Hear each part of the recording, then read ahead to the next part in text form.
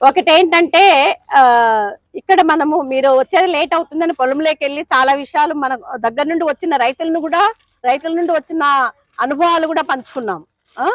అయితే ఇది మనం ఈ ట్రైనింగ్ ఎందుకు ఏమి అనేది రైతులకు ఆల్రెడీ ఇంతకు ముందు మొక్కలు తీసుకొని నాటే ముందు కూడా మీరు ట్రైనింగ్ అయిన రైతులు మన మధ్యలో ఉన్నారు. అదే విధంగా ఇప్పుడు మొక్కలు తీసుకున్న తర్వాత ఒక 1 year కిందట నాటినప్పటి నుండి ఒక్కొక్కరు మీరు ఏ ఊరు నుండి వచ్చినారు, ఏ మొక్కలు తీసుకున్నారు, ఎన్ని మొక్కలు నాటినారు, దాంట్లో బార్డర్ మొక్కలు మధ్యలో ఉన్న మొక్కలు ఎన్ని చనిపోయినాయి, ఆ చనిపోయిన దాంట్లో రీప్లేస్ మన వాళ్ళు ఆడిట్ చేసి కూడా వస్తున్నారు కదా మొక్కలు, దానిని ఆడిట్ చేసి మీకు అవి 1 వారం లోపల ఆ మొక్కలు ఇవ్వబడుతుంది. అది మీరు మళ్ళీ చివరిలో చెప్పేటప్పుడు అది నోట్ చేసుకున్నాము.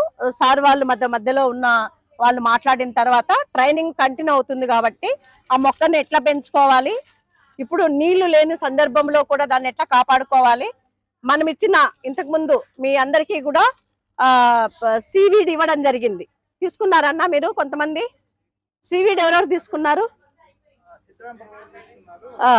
ఓకే, తీసుకున్న వాళ్ళు వాడినారు కదా. వాడిన తర్వాత మీ అనుభవాలు కూడా వాళ్ళకి నీళ్లు తక్కువైనా కూడా ఒకవేళ ఈ ప్రభావానికి ఎట్లా తట్టుకుంటుంది అనేది కూడా మనం మళ్ళీ మాట్లాడుతాము.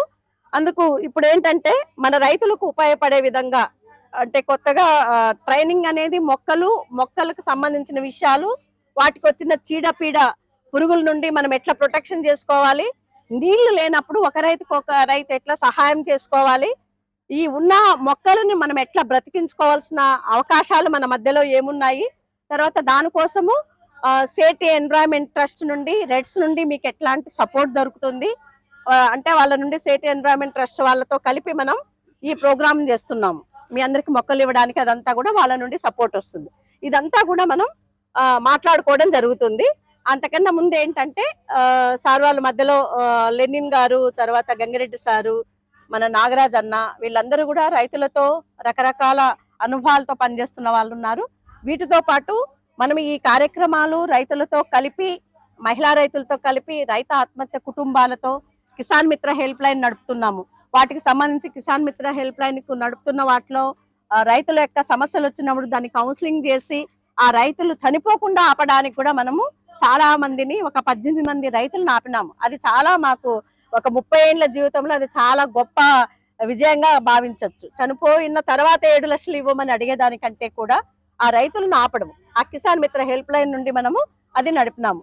ఈ పనులన్నీ చేయడానికి కొంత మనకి ఎయిడ్ అనే ఒక సంస్థ ఉంది. దాంతో పాటే ఐఫార్ ఫార్మర్స్ అని చెప్పని సురేష్ సార్ కూడా మన మధ్య ఈ రోజు ఉన్నారు. తను ఒక రోజు కోసం మన దగ్గర వచ్చినప్పుడు ఇది అనుకోకుండా ఆల్రెడీ మనం ఫిక్స్ చేసిన డేటు, దాంతో పాటే అక్కడున్న మహిళా రైతులు ఎవరైతే ఉన్నారో వాళ్ళు భర్తలు అప్పులు చేసి చాలా రకాల పంటలు పెట్టి మనకు చియేడు రైతులు వచ్చిపోయినారేమో, అప్పుడే అయిపోయింది ట్రైనింగ్ వాళ్ళకి. చియేడులో ఒక రైతు 10 ఎకరాల్లో 50 బోర్లు వేసినాడు.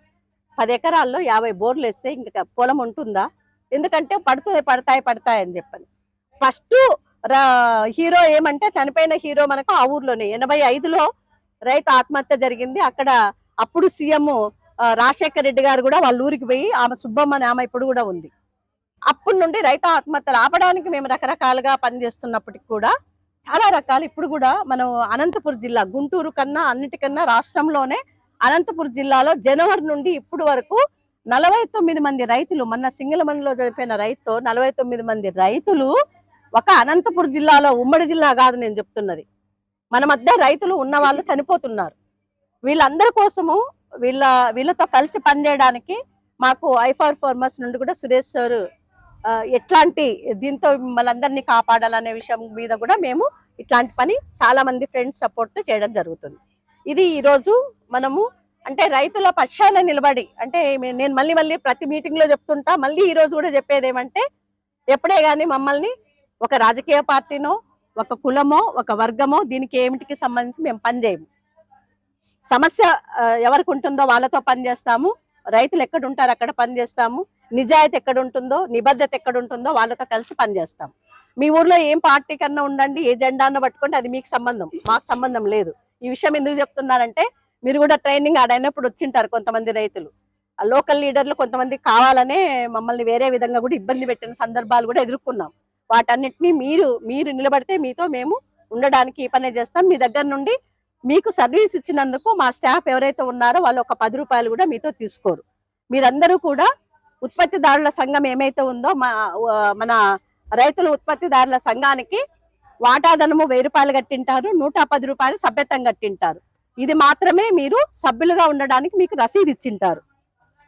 వాటాదారులుగా మీరు ఎఫ్యూలో ఉంటారు కాబట్టి ఇక్కడ జరిగే అన్ని కార్యక్రమాల్లో మీరు భాగస్థులై ఉంటారు. ఇది అన్నమాట. మీరు ఎవరితో మీ దగ్గర ఏమైనా లంచం తీసుకుంటాడని రిసిప్ట్ ఇస్తాడా? మనకి ఇవ్వడు కదా, రహస్యంగా తీసుకుంటాడు. కాబట్టి ఆ రసీదు కూడా ఉంటుంది. ఇదొక్కటే మీకు నేను మీ అందరికీ ఒకసారి క్లారిటీ ఇవ్వాలని చెప్తున్నాను. మళ్ళీ తర్వాత సార్ వాళ్ళు మాట్లాడిన తర్వాత ట్రైనింగ్ అనేది మనకి కంటిన్యూ అవుతుంది. మీ అందరికీ కూడా ఈరోజు చిరుధాన్యాలతో పెద్దోళ్ళు ఉన్నారు, పెద్ద రైతులు ఈ అన్న అందరూ చాలా మంది ఉన్నారు. ఇంతకుముందు సామలు, కొర్రలు, ఆరికలు అన్ని బాగా తినేవాళ్ళు. వాళ్ళు 85 ఏళ్ళు అంట. ఆయన 85 ఏళ్ళకు కూడా ఎంత గట్టిగా ఉన్నాడు, ఎట్లా మాట్లాడగలుగుతున్నాడు. రైతు చెప్తున్న విషయాలు మా అందరికీ అవునా ఇట్లా కూడా చేయొచ్చా వ్యవసాయం అనే తట్లున్నారు. అంటే వాళ్ళు అవన్నీ తిన్నారు కాబట్టి జొన్నలు, రాగులు, సజ్జలు అన్ని తిన్నారు. ఇప్పుడు మనకు అవి కనుమరుగైపోయినాయి. అవి ఎట్లా తినాలో కూడా తెలియదు. అట్లాంటిది ఈరోజు మేము ఏం చేసినాము, కొర్ర పలావ్ చేసినాము, సామ పాయసం చేసినాము, తర్వాత ఆరికలు వినింటారు కదా, ఆరికలతో పెరుగన్నం చేసినాము. తర్వాత ఇట్లాంటి ఫుడ్ ఈరోజు మనం మధ్యాహ్నం 2 గంటలకి ఇది అయిపోయిన తర్వాత తినబోతున్నాం. ఆ టేస్ట్ చేసిన తర్వాత మీరందరి ఇళ్లలో మీరే పండించాలా, మీరే చేసుకొని తినాలా, ఎట్లా తినాలా, ఎట్లా పండించాలనేది కూడా మళ్ళీ మనం మాట్లాడుకుంటాం. ఓకేనా? ఇది ఈరోజు యొక్క పూర్తి నేపథ్యము. ఒక అన్న వాళ్ళకు 2 లేక 3 నిమిషాలు మాత్రమే మీకు మనం చేస్తున్న పనికి ఇంకా ఏ విధంగా వెళ్ళాలా, ఇప్పుడు వచ్చిన కరువు ప్రభావము, మనకి ఎట్లాంటి కరువులు చాలా వచ్చినాయి. కరువు ప్రాంతాలుగా ప్రతి సంవత్సరం గవర్నమెంట్ డిక్లేర్ చేస్తుంది. కానీ కరువు రాకుండా ఉండడానికి, ఆ పరిస్థితులను ఎదుర్కోవడానికి మటుకు ఏ ప్రభుత్వం ముందుగా చెప్పడం లేదు. వచ్చేసినాక చెప్పేస్తున్నారు. ఇప్పుడు ఏం చేయాలో మాకు చేస్తాము అని చెప్పి అంటున్నారు. సైంటిస్టులు కావచ్చు, ఎవరైనా కావచ్చు. మీరందరూ కూడా టీవీలలో అన్నిట్లో కూడా ఎలినోకు సంబంధించి వినింటారా? పేపర్లో కూడా వస్తుంది, వింటున్నారా? రోజు వస్తుంది కదా, మీరు వింటున్నారు. ఆ ప్రభావం అనేది మన సైంటిస్ట్ ఒక మీటింగ్ అయింది. దాన్ని ప్రభావం వల్ల మన బోర్లలో ఎట్లా నీళ్లు తగ్గిపోతాయి, గడ్డ ఎట్లా లేకుండా పోతుంది, ఆ వేడి ప్రభావం ఎట్లా ఉంటుంది అనే దాన్ని మాట్లాడుతున్నారు. ఈ పరిస్థితిలో కూడా మనం ఎట్లా దీన్ని తట్టుకొని నిలబడాలి అనేది కూడా ఒకటి మాట్లాడతారు పెద్దలు మాట్లాడేటప్పుడు.